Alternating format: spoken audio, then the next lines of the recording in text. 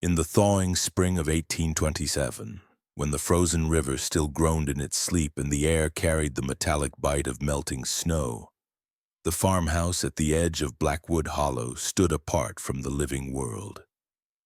Its paint had long since peeled to a raw, gray skin, and the shutters hung uneven like tired lids over blind eyes. Yet each evening, as the last light bled away behind the black line of trees, a thin plume of smoke rose from its chimney. No horse ever paused at its gate. No cart track scarred the mud leading up to the porch. And though no one in the hollow could recall the sound of a knock upon its door, there were always faint signs of life, a candle guttering in the high attic window, the scent of boiled roots drifting across the wind, and the vague shape of a curtain shifting when someone passed too near. The townsfolk whispered of the woman inside. Elspeth Blackwood, widowed these 5 years, her face seen only on market days when she stood silently by the stall of dried herbs. But it was her children, the twins, who drew the most unease.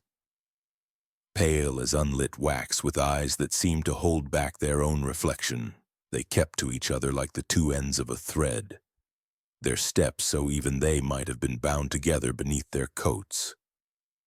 They spoke, but not in the voice of the town, not in any voice that could be claimed by English or the songs of the old settlers.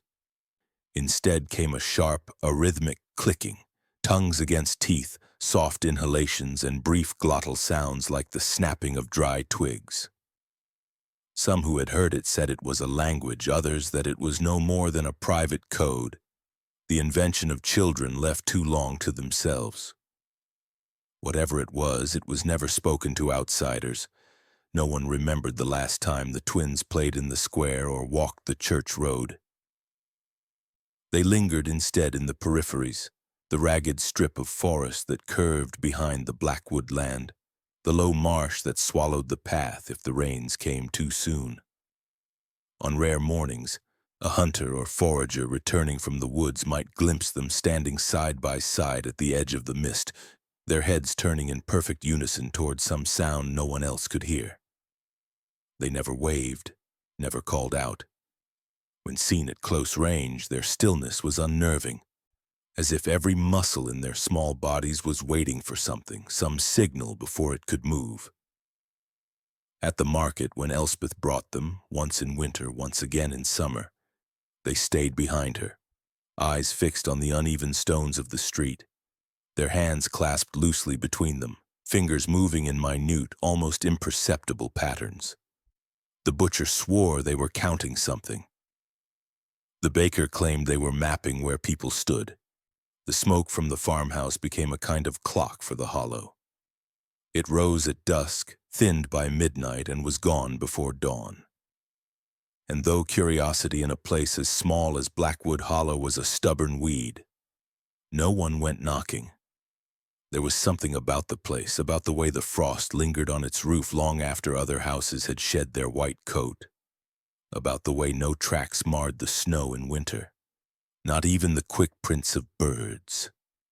One winter evening, a miller's boy had tried to prove his courage by running up the porch and pressing his face to the glass. He returned pale, unable to describe what he had seen, except to say that the twins were staring not at him, but at something above his head, something moving in the dark. The story might have been dismissed but for the weeks that followed, when the boy stopped speaking altogether. In the hollow, the house was not feared the way a haunted place is feared. There were no tales of screams, no flickering lamps or slamming shutters. Its menace was quieter, the sort that worked its way into thought, into the private spaces of the mind where questions grew unchecked. Why was there no noise from its yard, no clatter of tools, no bark of a dog? Why did the trees on its boundary lean slightly inward as though bowing toward its walls? And why, on nights when the wind came from the east, did some swear they could hear the faint clicking of a language they could not understand, carried thin and sharp across the frozen ground? It was this sound, more than the house itself, that kept people away. For in that clicking there was no warmth, no music, and no sign of a human voice. It was the sound of something that measured without speaking, that recorded without writing, that watched without eyes. And though the thaw was beginning, though the days grew longer and the river swelled with dark, cold water, there was a heaviness in the air around the Blackwood land, as if the season had not yet decided whether to release it. In the weeks to come, the smoke would rise as always, the twins would move as one, and the hollow would wait. For what, no one could say aloud, knowing that whatever lived behind those pale faces was patient enough to wait forever. The next shadow that crossed its threshold would not leave as it had arrived. Henry Morell had taught in the hollow for nearly a decade, long enough to hear every odd superstition the place clung to, long enough to know that most strange stories shrank in daylight. But the twins' language was different. It did not shrink. It stayed in the mind like a splinter, impossible to ignore. He had first heard it on a windless evening in early spring when the last of the frost clung to the road. He had been walking past the Blackwood property and caught the sharp click-click followed by a soft hiss and a pause like breath held between thoughts. The sound was too patterned to be random, too measured to be the play of children. It struck him that they were not speaking to pass the time but to fix something in place, like numbers being tallied or marks being counted on a page no one else could see. The sound lodged itself in his ears so completely that by the time he reached home he found himself replaying the cadence in his head, tapping it on his desk, trying to map its logic. He told himself it was the mind of a teacher that drove him, the hope that it might be a remnant of some rare indigenous dialect, perhaps unrecorded, perhaps vanishing. In truth, it was the precision of it that drew him. It had the cold perfection of something practiced over years without interruption. Within weeks, Henry began keeping notes in a ledger, marking each sound he overheard when the twins passed the schoolyard on their way to market. The first set he recorded 3 sharp clicks, a pause, then 2 low throat sounds. Appeared often, always when the twins glanced toward a stranger.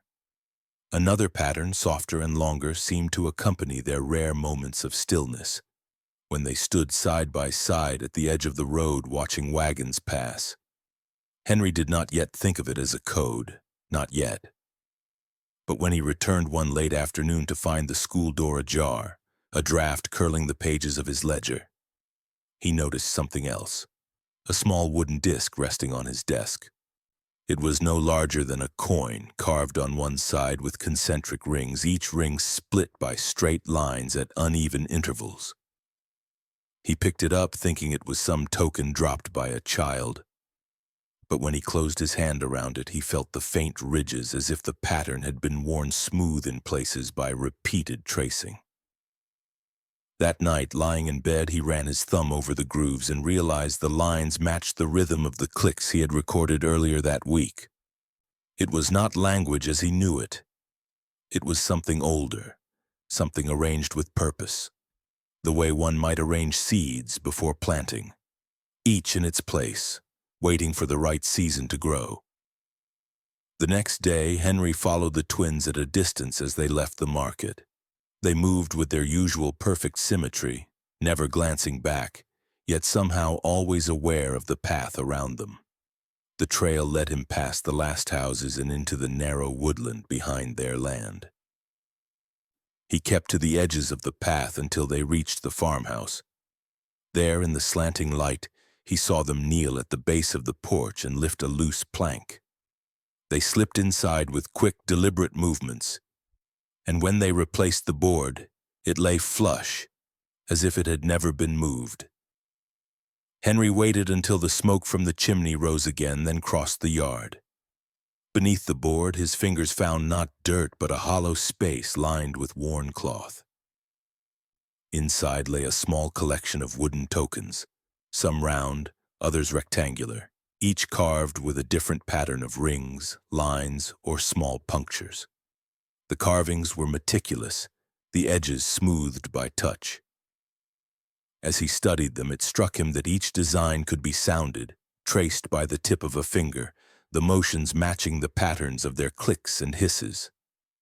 These were not words, they were instructions, and they were stored in the cold, dark belly of the house like seeds or bones kept for planting in another season. Henry took one token with him, meaning to compare it with his notes.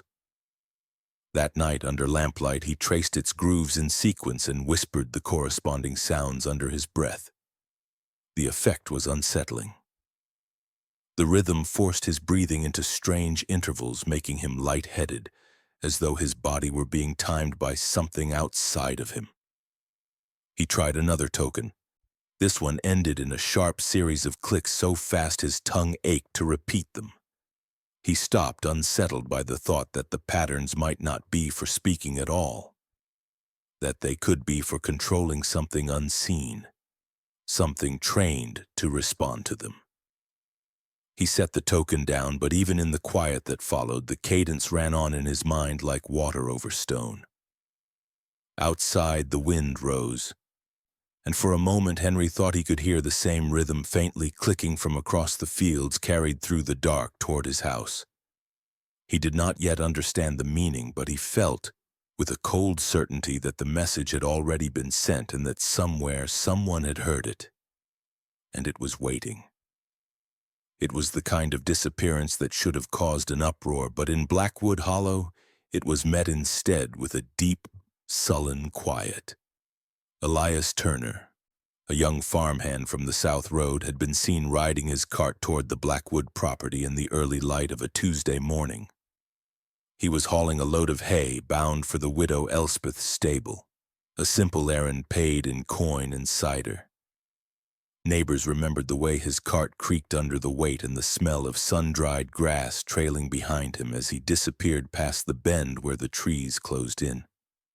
By noon, the cart was found abandoned at the edge of the hollow, the hay gone, and the horse still tethered and pawing the ground. There was no sign of Elias. The widow claimed he had come and gone without trouble, and her voice carried no tremor when she said it. The twins were seen standing in the yard behind her, their eyes fixed not on the men asking questions but on the space just above their heads, as if measuring some invisible mark in the air. For weeks his absence was explained away in mutters and guesses. Perhaps he had taken to drink and wandered off.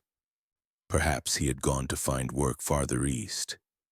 But in the quiet corners of the hollow, people remembered the last few who had vanished over the years, all slipping away without sound, all last seen walking alone past that same bend in the road. It was nearly a month later when the searchers found what was left of him. Deep in the woods beyond the Blackwood line, beneath a stack of rotting boards and damp leaves, lay a bundle of fabric and bone, flattened as though the weight of the earth had pressed down for years. When they opened the bundle, the stench was heavy, but stranger still was the state of the flesh. It was not crushed or broken. It was spread thin, stretched evenly, the skin bearing hundreds of small circular marks, each no larger than a coin, burned deep enough to leave perfect rings. They covered every inch, from the soles of the feet to the hollow of the throat, each mark placed with a precision that was almost surgical. There were no jagged edges, no sign of a struggle. Whatever had been done to him had been done slowly, with time and care, until the body lay obediently still under the process. The doctor who examined him said the burns were not made by fire in the usual way. The flesh around each ring was unblistered, the edges smooth and dark, as if a heated instrument had been pressed and lifted over and over in a deliberate sequence. No two rings overlapped, and the spacing between them was exact, as though the person making them had measured each placement in advance.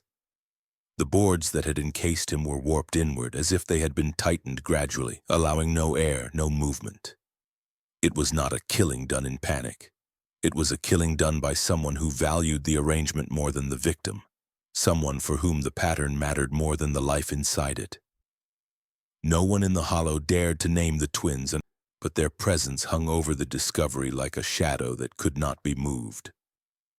Some whispered that the pattern of the burns matched the carvings on the wooden tokens Henry Morel had been seen studying.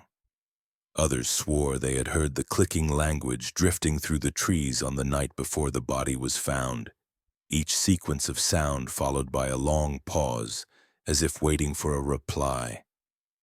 The unease spread not in shouts, but in silence, in the way people began to quicken their steps when passing the Blackwood property, and in the way children were kept indoors after dusk. Elias Turner's death was not spoken of in the open, but its shape was felt everywhere, in the knowledge that somewhere in the hollow there was a mind that could see a living man not as a neighbor or a soul, but as raw material to be measured, marked, and arranged until the pattern was complete. And though the boards had been pried apart and the body given to the earth, the impression it left could not be unmade. In the weeks after Elias Turner's body was found, the Blackwood twins were seen more often in the woods, though never by anyone who had gone there looking for them. It was always by chance, a hunter moving quietly through the undergrowth, a trapper following the prints of a fox. They would appear ahead on the path, pale and narrow in the dim light, carrying with them long rods of ash wood and coils of thin gray string looped over their shoulders. They never ran when spotted, but stood still until the observer moved on, the way a surveyor might pause mid-task, unwilling to reveal his work. In the cold stillness of early spring mornings, those who had glimpsed them spoke of a faint rhythmic sound that followed the twins, not the clicking of their strange language this time, but the slow pull of string sliding taut and the creak of wood bending ever so slightly under tension. It was a hunter from the far ridge who first found the trees. He had been tracking deer along the shallow ravine when he saw, between two maples, a pattern of strings so fine they were almost invisible until the sun caught them. They were knotted at precise intervals, the spaces between them unequal yet deliberate, forming strange, angled shapes that reminded him of the way carpenters mark timber before cutting. As he followed the line, he saw more. Dozens of trees connected by threads, the ground between them trampled in narrow paths.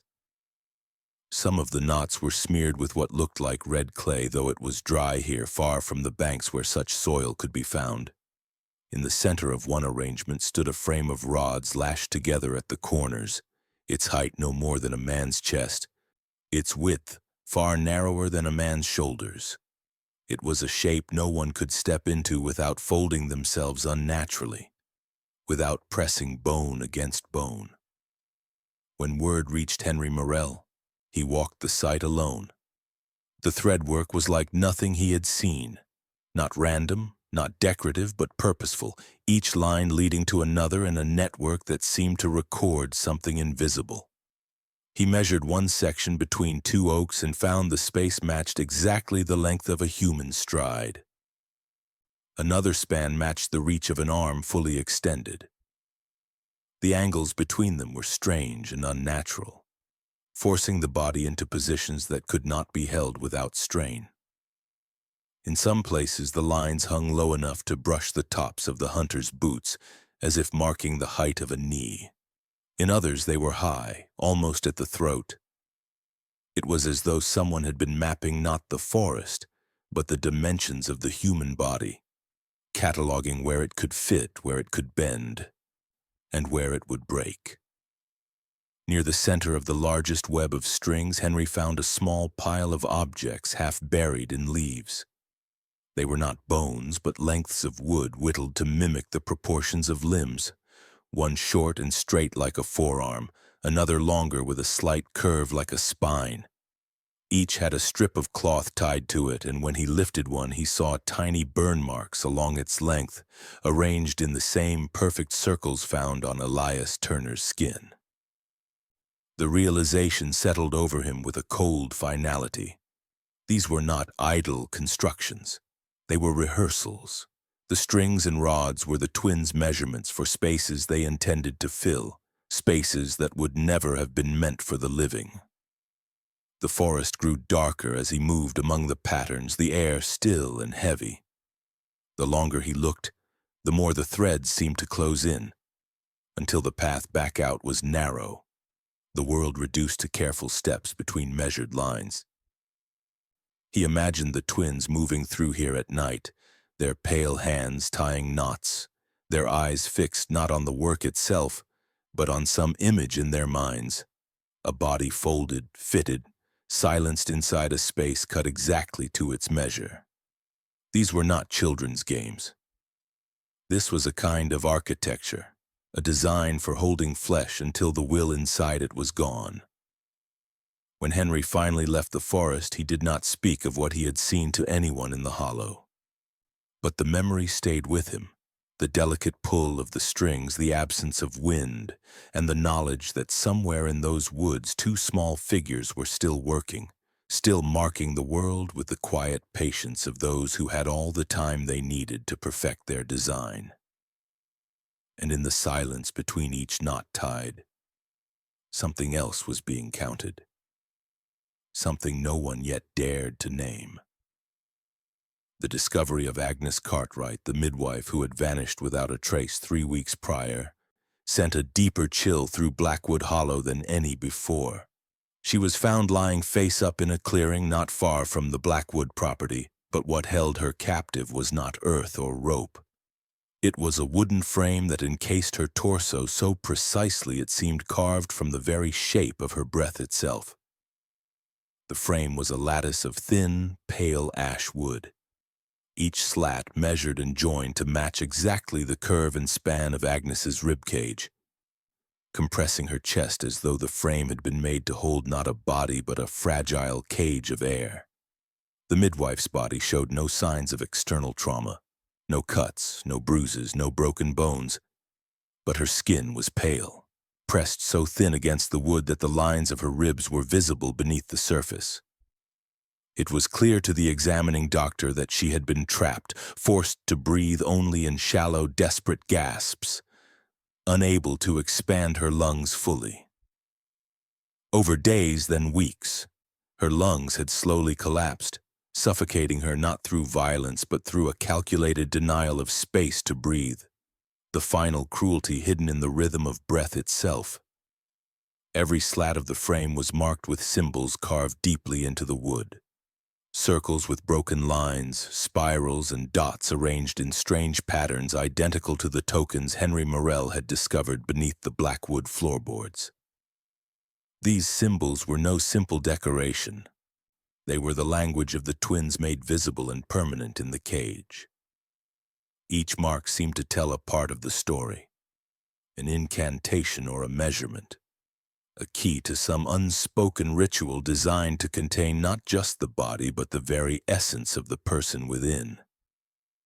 The cage was a trap designed for breath, for the fragile exchange between life and death that happens in the lungs, a torture so methodical it escaped notice until the final moment. The midwife, a woman who had once been the healer of the village, whose hands brought life into the world, had been turned into a vessel of slow, calculated demise. Her absence had been met with concern, but no one imagined such a fate. In the hollow, where suspicion had quietly settled over the Blackwood family, Agnes's death became a new weight pressing on the shoulders of the villagers, a sign that the quiet patterns they feared were now turning outward with deadly intent. To be held in such a frame was to be measured not as a human being but as an object, shaped, restricted, and silenced. The twins' cold precision was evident in every line of the cage, in the way it demanded control over the most intimate function of life, the breath itself. Those who examined the site noticed how the clearing was unnaturally still. The earth around the frame pressed tight as if the weight of unseen hands held it down. The frame was not merely a physical prison but a symbol, a shrine to the macabre mind that believed life could be shaped, bent, and finally extinguished through geometry and silence.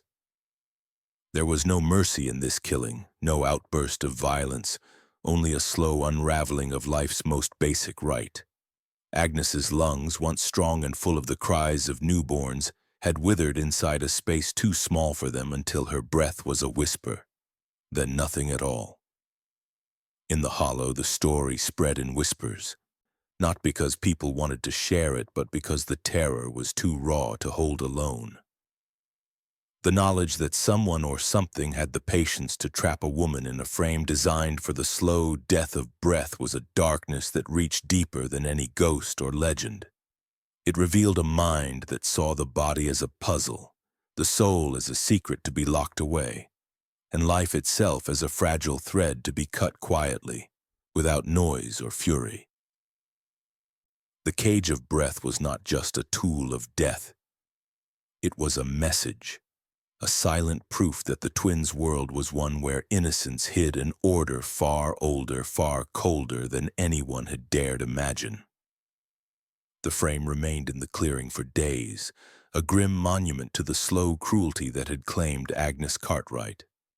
And in the stillness that followed, the clicking language of the twins could almost be heard in the wind, a rhythmic whisper that counted the spaces between life and death, between breath and silence, until all that was left was the cold shape of the cage itself. From there, the shadows in Blackwood Hollow only grew longer, and the waiting continued. The harvest season should have been a time of warmth and celebration, the air thick with the scent of ripe grain and the sound of voices carried across the fields. But in Blackwood Hollow it arrived like a shadow stretching over the land, darkening the days and silencing the usual hum of work. It was during one of those long, heavy afternoons that young Samuel Hayes vanished without a trace. The boy was known to wander the fields, chasing the patterns of dragonflies or picking wild flowers at the edges where the crops met the woods. He was last seen near the southern boundary where the stalks grew tallest and the earth was softer beneath the sun. No cries were heard, no struggle seen, just the quiet slipping away of a small life swallowed by the expanse of golden grain. For days, searchers combed the fields and surrounding woods, their calls swallowed by the stillness. Then when hope was fading, the townsfolk found something that stopped them all in their tracks. The wheat fields were flattened into a perfect spiral, an unnatural pattern so precise it seemed designed rather than accidental. Each stalk lay bent over but not broken, as if folded gently by unseen hands to create the swirling design. The spiral twisted inward, narrowing to a center point where the ground was disturbed and darkened. There in the middle of the crop circle lay a burlap sack, old and stained, its rough fibers soaked with wet soil that gleamed beneath the pale light of dawn, though no rain had fallen. Inside the sack was the boy, pale and still, his small body drained of blood yet unmarked by any wound or blemish. The sight was unnatural, unsettling in its quiet horror. No cuts, no bruises, no sign of violence marred his skin, only the ghostly absence of life's color and warmth. The doctor who examined him was baffled, unable to explain how such a thorough loss of blood could occur without a visible source. It was as if life had been pulled out through some invisible thread, leaving only the shell behind. The soil beneath and around the sack was moist, dark, and heavy, as if soaked with the boy's essence, yet the air was dry and still. The earth seemed to remember what the sky had forgotten. The spiral itself spoke of control and design, of a mind that did not need force or haste to claim its victim. It was a harvest not of grain, but of something deeper, a slow, deliberate reaping of life. The way the stalks bent without breaking suggested a respect for shape and form, a ritual of preservation even in destruction. The killer, whoever or whatever it was, worked with a patience that mocked the frantic searches and whispered fears of the hollow. They folded the land like a map, marking it with a symbol that meant something hidden, something sacred to the mind that made it. No one named the Blackwood twins outright, but their presence was felt in every whispered question and every glance cast toward the farmhouse at the edge of the fields. The tokens Henry Morell had found, the strange language heard in the night, and the careful measurements in the woods, all pointed to a darkness patient enough to wait through the seasons, to work slowly and without haste. The twins' world was one of patterns and rhythms, of counting and folding life into shapes that did not belong to the living. In Samuel Hayes, the harvest had taken a child not with violence but with silence, leaving behind only the haunting spiral and the heavy wet earth to mark his passing. The fields, once a place of growth and plenty, had become a shrine to a hidden cruelty. And in the quiet that followed, the hollow held its breath, knowing that the harvest would come again, measured and silent, just as precise, just as deadly. The next life to be folded into the pattern was waiting, patient and unyielding, like the slow turning of the seasons themselves. Elspeth Blackwood had long been the quiet shadow at the edge of the hollow's whispered fears. Rumors painted her as a healer, a woman who carried secrets beneath her breath and remedies in the folds of her skirts. To the townsfolk, she was a mystery wrapped in the same pallor as her children, pale and unreadable, a figure more of absence than presence. Yet those who glimpsed her close enough could not ignore the strange markings that traced her wrists, deep scars etched in precise geometric patterns, lines and angles that did not seem random but carved with ritual intent. The doctor who examined her for a common cold one damp afternoon had noticed them first. Pale tracks beneath faded skin, old wounds healed into permanent maps of pain. When asked, Elspeth said simply that the scars were meant to keep her children from hearing too much, that the cuts were a barrier, a language written into flesh to shield minds attuned to things others could not bear. The words were soft, almost a prayer, but they held a weight that chilled the room. The scars themselves were unlike any common self-inflicted wounds. Each was a calculated slash, precise and methodical, intersecting to form shapes that mirrored the tokens the twins had hidden beneath their floorboards. The doctor could not tell if the wounds were punishment, protection, or something darker, an offering made in flesh to bind what could not be seen. Elspeth's hands trembled sometimes, fingers curling as if reaching for something beyond reach, and the lines on her wrists seemed to pulse beneath her skin, a subtle rhythm that set her apart from the other villagers. It was as if the pain she bore was not just physical but a barrier between two worlds, keeping the thin veil from tearing completely. Days after the doctor's visit, Elspeth was found dead in her bed.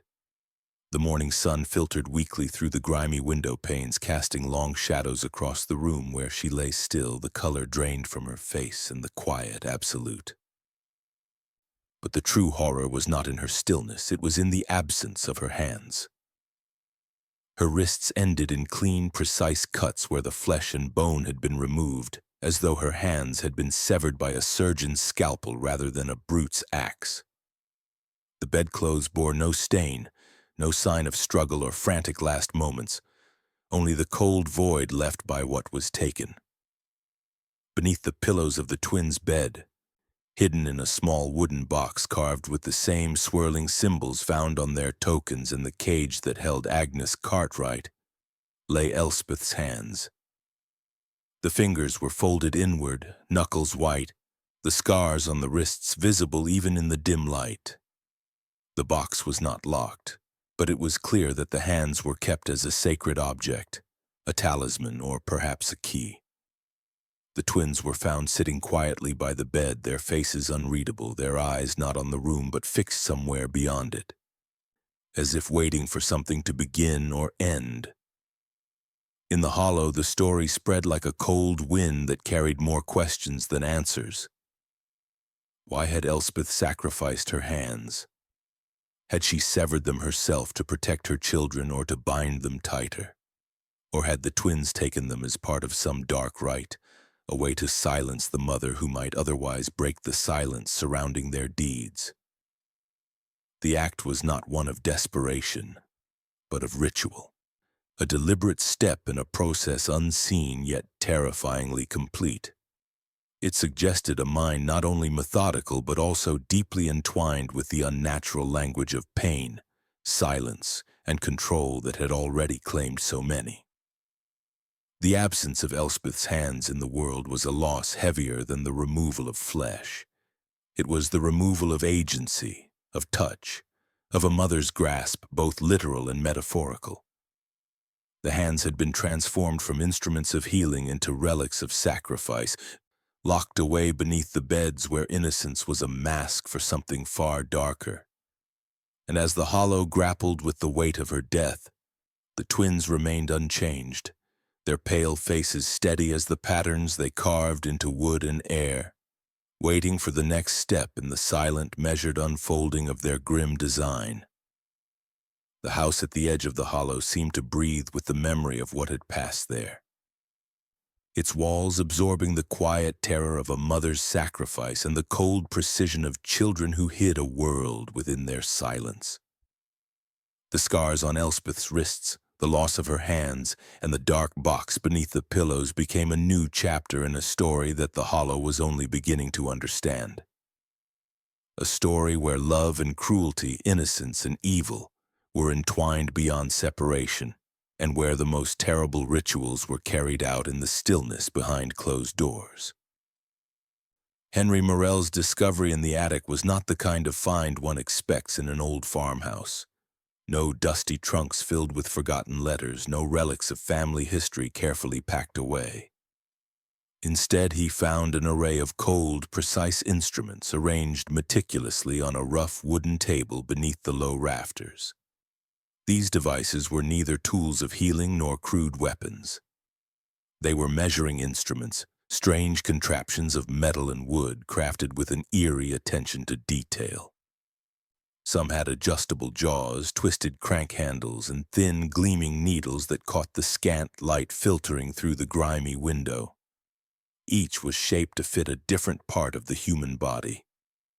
One was curved perfectly to circle a head, another narrow enough to clasp around a throat, and a third designed like a delicate clamp for a finger joint. Their purpose was clear but chilling, not to harm outright, but to measure, to hold, and to manipulate flesh and bone with exacting care. Among these devices was one that unsettled Henry more than the rest, a flat press lined with damp cloth, its surface smooth and cold to the touch. Unlike the harsh marks of a blade or the blunt force of a hammer, this press was designed to leave no bruises, no visible trace of its work. Its function was to stop a heart without breaking the skin, to apply pressure so precise and gradual that the victim's life could be extinguished silently and invisibly.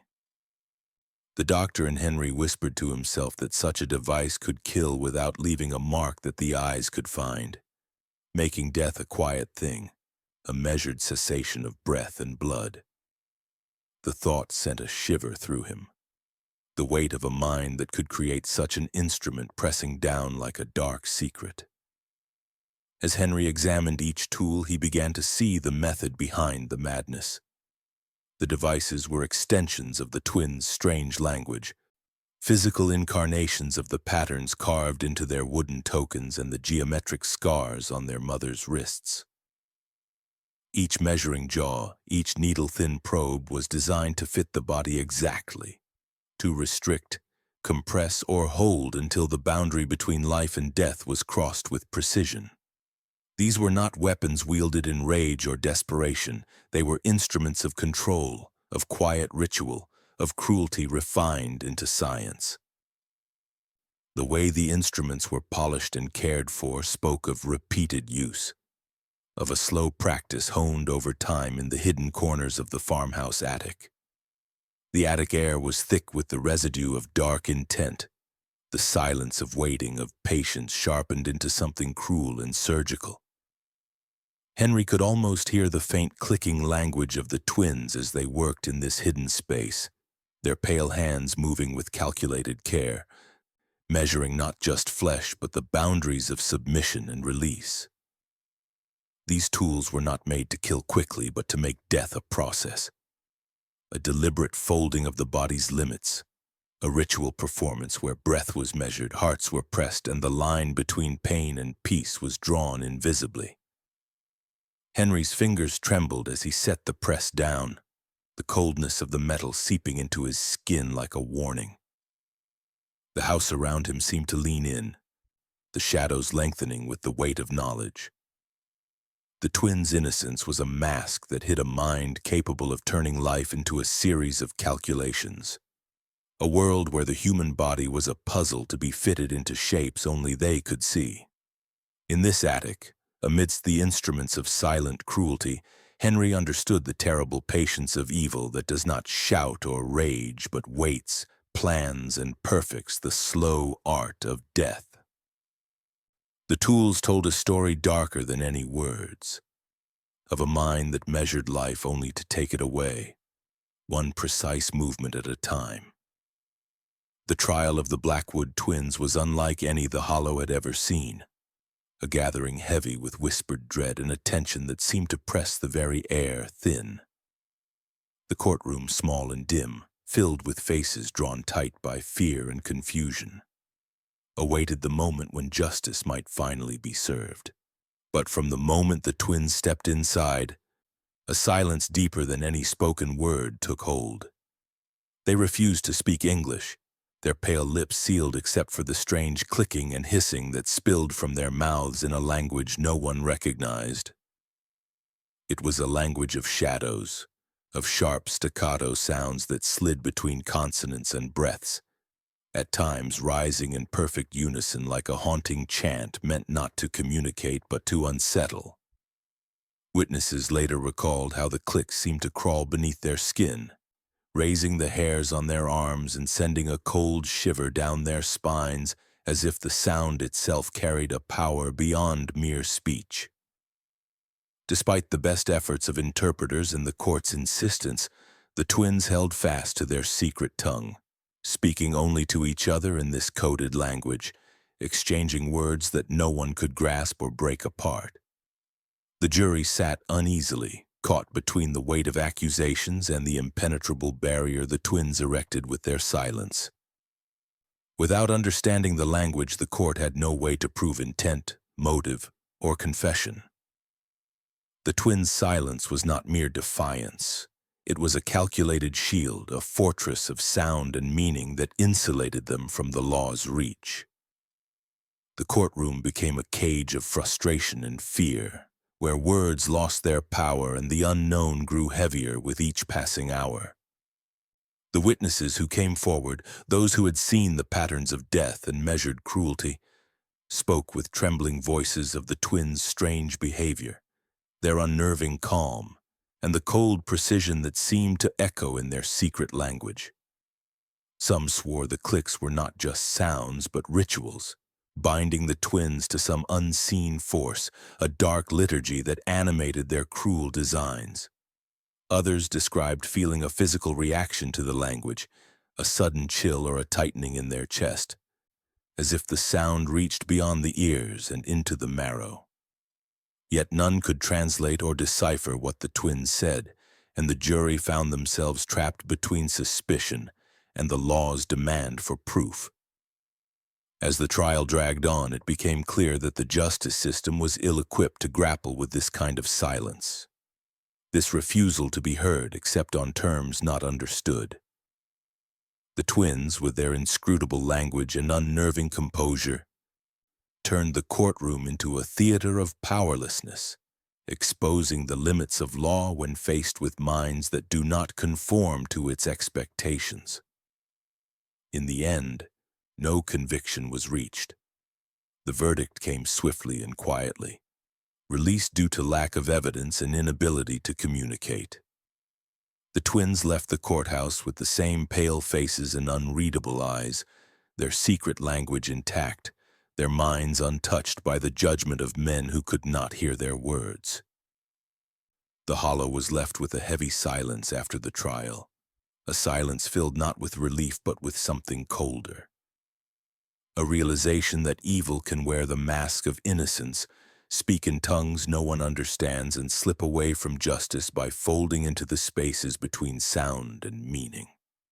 The twins' release was not an end but a new beginning, a dark reminder that some minds operate in realms beyond comprehension, and that the greatest cruelty may be hidden behind the quiet refusal to be heard. The courtroom, once a place of order and hope, became a monument to the unknowable, a space where silence spoke louder than any verdict, and where evil thrived in the language of the unheard. Henry Morel's descent into obsession was quiet but unrelenting, a slow erosion of reason as the twins' secrets pulled him deeper into the shadows of Blackwood Hollow. One gray morning, guided by a mixture of dread and curiosity, he followed the twins as they slipped silently toward the marshlands at the edge of town. The marsh was a place most villagers avoided, a shifting maze of mud and stagnant water, where the earth seemed alive with hidden dangers and the air hung heavy with decay. But Henry moved with purpose, his eyes fixed on the pale figures threading between reeds and fallen branches, their footsteps soundless despite the treacherous ground beneath. As they reached a clearing, Henry saw the ground broken into a series of shallow pits, each perfectly round and carefully measured. The earth around them was pressed tight, disturbed but deliberate, as if the holes were not holes at all but pieces of a larger design etched into the marsh itself. Each pit held something, small clay jars arranged with uncanny precision. Henry crouched to examine one and recoiled slightly when he saw its contents. Human teeth, sorted meticulously by size and shape. Incisors, canines, molars, all carefully cleaned and placed as if part of a ritualistic collection. The jars were unmarked but whispered of a grim cataloging, a careful gathering of fragments from those who had vanished. The chilling order of the scene was punctuated by the presence of a final pit, wider and deeper than the others, left empty as if awaiting something or someone. Beside it lay a wooden frame shaped to the exact dimensions of Henry's own body, its edges smoothed and angles precise. The sight struck him with a sudden icy realization. This was a hollow map, a blueprint of measured spaces meant to hold flesh folded perfectly into death. The frame was a trap designed not just for a body but for Henry himself, a chilling invitation or a silent threat carved into the land by the unseen hand of the twins. In that moment, the marsh seemed to close in around him, the reeds whispering in the wind like voices speaking in the twins' strange, clicking tongue. The teeth in the jars were not mere trophies. They were markers, pieces of a dark ledger maintained by minds that counted life in fragments and measured death in fits and starts. The pits were graves not yet filled, hollows waiting to be occupied. Each one a silent witness to the slow, methodical cruelty that shaped this hidden world. Henry understood then that the twins' evil was not chaotic or impulsive. It was an order imposed on the chaos of life and death, a pattern worked out in mud and tooth and bone. As he stood at the edge of the last pit, the frame beside it like a cold promise, Henry felt the weight of the twins' quiet design pressing down on him. Their innocence had been a mask, their silence a language of measured control. They had built a hollow map, a landscape of absence and waiting, where the living were folded into shapes made for death. The marsh, once a place of decay and neglect, had become a gallery for the most precise cruelty imaginable. It was a place where the lines between victim and captor blurred and where the very earth was marked by the slow work of a mind that hid behind normalcy but wielded darkness with terrifying patience. Henry knew he could not leave, that the hollow map was a summons he could neither ignore nor escape. The frame at the final pit was a mirror held up to his own body, with a chilling question carved into wood and earth. Who would be next to be measured, folded, and placed into the silence waiting beneath the reeds? The marshlands breathed around him, alive with the unseen and the unspoken as the twins vanished once more into the mists, their presence lingering like a slow poison in the air. Henry's obsession had brought him to the edge of a terrible truth. that some evils are patient, building their maps in silence, waiting until the next step can be taken with perfect, horrifying precision. The winter of 1827 descended upon Blackwood Hollow with a cruel finality, a frost so bitter it seemed to seep into the bones of the earth itself. Days turned to weeks, the sky a relentless gray, and the wind whispered through the skeletal trees like a voice carrying warnings too late to heed. The townsfolk moved with heavy steps beneath heavy coats, their breath rising in ghostly plumes as they went about their dwindling tasks, haunted by the growing absence of the missing and the weight of unspoken fear. It was during one of these endless mornings, when the world was swallowed by ice and silence, that they found the twins, frozen in the frozen yard of the Blackwood farmhouse, their pale faces untouched by pain, their eyes closed as if merely sleeping beneath the snow's soft veil. They were seated side by side on the rough stone steps, their hands clasped together with a tenderness that contradicted the cold stillness that had claimed them. Their fingers intertwined, pale and delicate, yet locked as if in a vow that death itself could not undo. The twins' faces bore no mark of struggle, no hint of the terror their victims had known, only an eerie calm, a quiet acceptance that sent a chill deeper than the winter's bite. Between them rested a newly carved token, fresh and sharp against the weathered wood of the porch. It depicted two figures bound together inside a single circle, their forms merging yet separate, locked in a perfect eternal embrace. The symbol was unlike any seen before among the tokens hidden beneath the floorboards or carved into the cages and frames. Whispers spread swiftly through the hollow. Some said the token represented completion, the final act in a dark ritual that had unfolded over months and years. Others believed it marked a beginning, a symbol of the twins' transcendence into something beyond mortal measure, their bond sealed in ice and silence. The ambiguity only deepened the mystery surrounding their lives and deaths, casting the story of the Blackwood twins into a shadow realm where meaning twisted and slipped beyond grasp. The cold, stark tableau in the yard was a silent testament to minds that measured time not in years or days but in cycles of ritual and decay, where endings and beginnings blurred into one another like the slow falling of snowflakes. The winter claimed more than life that year. It buried secrets beneath ice, freezing the hollow's collective memory in a cold grip that would not thaw easily. The twins' death was not a release but a continuation, an extension of the silence they had cultivated, a final pattern carved into the frozen landscape. Their hands, clasped in death as in life, seemed to hold the last piece of a puzzle no one dared solve, a key to a darkness that thrived in the spaces between understanding and ignorance. The hollow remembered the twins not just for their crimes, but for the haunting stillness they left behind. The way their frozen forms echoed the slow, inevitable frost creeping into every corner of human kindness and hope. The carved token, left like a final signature, became a chilling relic, an emblem of a mind hidden beneath innocence, a mind that wove cruelty into ritual, and a mind that vanished into the cold, leaving only a frozen imprint on a world too small to contain such darkness.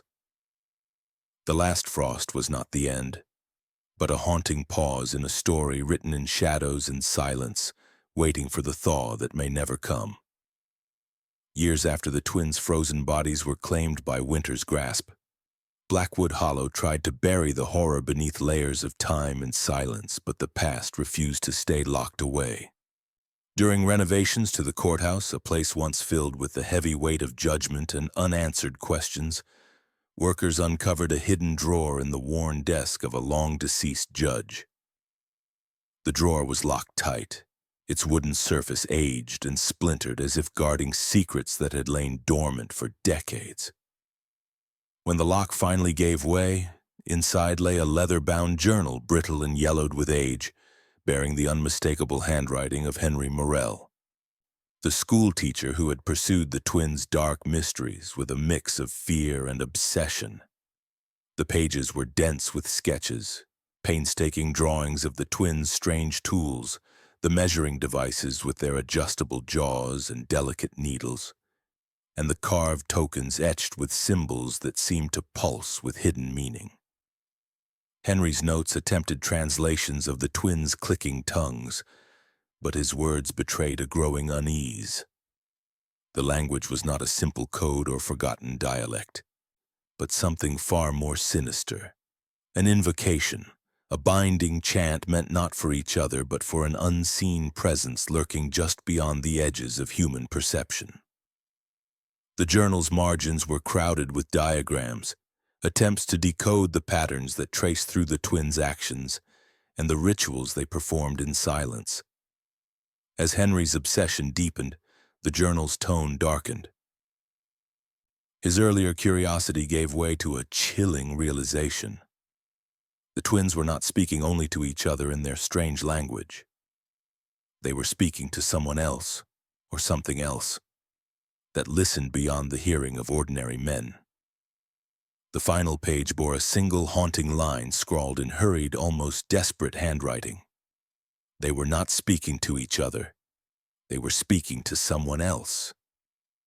No name, no explanation, just those words. A cryptic warning left behind like a final breath trapped on paper. The discovery of the journal reopened wounds long thought closed. The courthouse, once a symbol of order and justice, became a silent witness to a truth that had outlived its makers. Henry's notes hinted at a mind twisted by the twins' influence, a mind that glimpsed horrors beyond human sight and heard voices in the spaces between sound. The twins' language was not a secret shared in childish play, but a dark ritual whispered to a presence that fed on control, cruelty, and silence. Blackwood Hollow was forced to confront the terrifying possibility that the evil they had feared was never confined to flesh and blood alone. It was a force that used innocence as a mask, language as a weapon, and ritual as a cage. One that spoke not just to other humans but to something ancient and hungry lurking just out of reach. The locked drawer in Henry's journal became a final piece of the puzzle, a grim reminder that some darkness speaks in tongues no one understands and that listening may be the most dangerous act of all. The journal closed with questions that no one dared answer, leaving the hollow wrapped once again in silence, waiting, watching, and listening for the next whisper in the dark. The chilling events that unfolded in Blackwood Hollow did not fade quietly into the past. Instead, they echoed through the halls of Michigan's legal system, forcing a reckoning with horrors that had slipped through the cracks of law and language. New laws emerged from the shadows cast by the twins' trial and the grim discoveries that followed. Laws designed to confront the limits of understanding, to capture the silence where evil had once thrived. These statutes mandated that all undocumented languages be recorded and interpreted in courtrooms, closing the loopholes that had allowed the twins' secret tongue to shield them from justice. Ritual practices previously dismissed as superstition or madness were now subject to official scrutiny, forcing institutions to recognize that dark ceremonies could mask true intent and cause real harm beyond the visible. The handling and storage of seized instruments, the strange metal devices and carved tokens found hidden in the Blackwood farmhouse became tightly regulated. No longer could such objects be tucked away in forgotten attics or discarded as curiosities. They were catalogued and guarded as evidence of a kind of cruelty society had been too afraid to name. The laws sought to prevent the methodical, ritualistic cruelty that had marked the twins' crimes from ever again slipping into the shadows where it could breed silently. Yet even as the legal system moved to contain the horror, it also acknowledged the limits of law when faced with minds that hid behind innocence and silence. In Blackwood Hollow itself, a small memorial rose quietly among the trees, a simple stone standing as a reminder of lives lost in the darkness that had seeped into the soil. But no names were carved into its surface. The anonymity was intentional, a reflection of the Hollow's collective fear and uncertainty.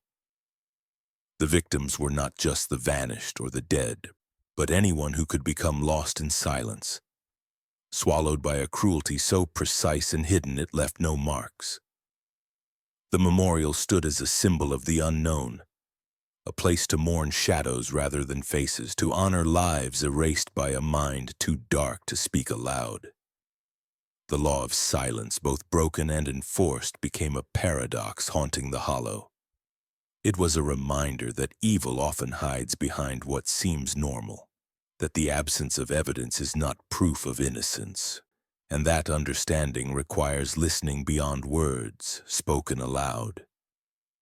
The new laws were a shield but also a challenge, a call to remain vigilant against the quiet terrors that lurk beneath the surface of community and routine. The memorial's blank stone, like the hidden language of the twins, was a silence filled with questions no one dared voice, a silence that both protected and warned.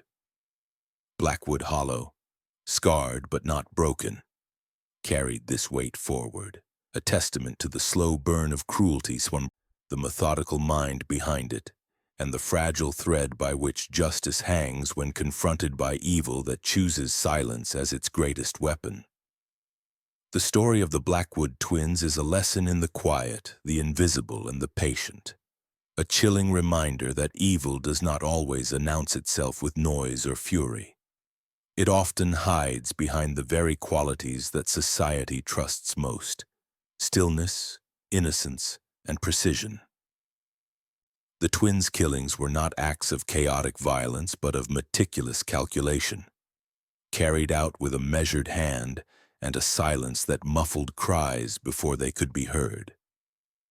Their minds operated like clockwork, turning slowly but inevitably toward destruction, a slow burn of cruelty masked beneath pale faces and whispered clicks. This kind of evil doesn't shout. It waits, it watches, and it plans with cold, methodical care. The patience they exhibited was more terrifying than sudden rage, because it allowed them to blend seamlessly into a world that saw only children playing quietly or a family tending to their home.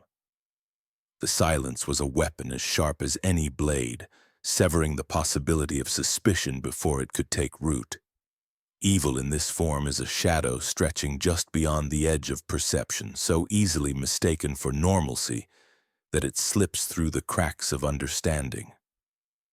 The twins measured not only bodies and spaces but also time and fear, using exactness to fold their victims into shapes of silence, trapping life in containers designed to choke breath and hope alike. Their ritualistic cruelty was a dance of precision and control, a dark art that thrived in the gaps between sound and sight. It was a language no one could speak, but one that whispered in every carved token, every carefully mapped pit, and every token hidden beneath floorboards.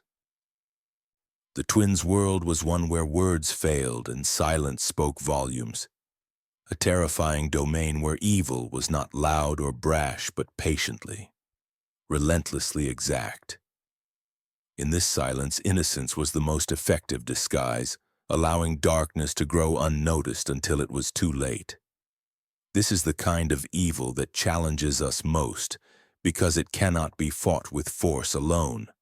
It demands vigilance in the quiet moments, attention to the subtle shifts in behavior, and a willingness to look beyond appearances. The Blackwood twin story is a grim mirror held up to the human condition, showing how easily darkness can hide in plain sight when it chooses patience over rage and silence over confession. Their legacy is not just the lives lost or the horror uncovered, but the haunting truth that some evils operate without a sound, waiting for the perfect moment to act with devastating precision. In the end, the question remains: how do we recognize the quiet shadow when it walks among us, masked by normalcy and calm? How do we guard against a cruelty so exact and patient it folds into the fabric of everyday life without leaving a trace? The Blackwood twins did not roar. They measured, waited, and struck without warning. Their evil was not a tempest, but a slow, unyielding frost creeping silently into the heart of a community that believed it was safe. And so we must ask ourselves, what silent evils lie hidden today, waiting to be heard before it is too late?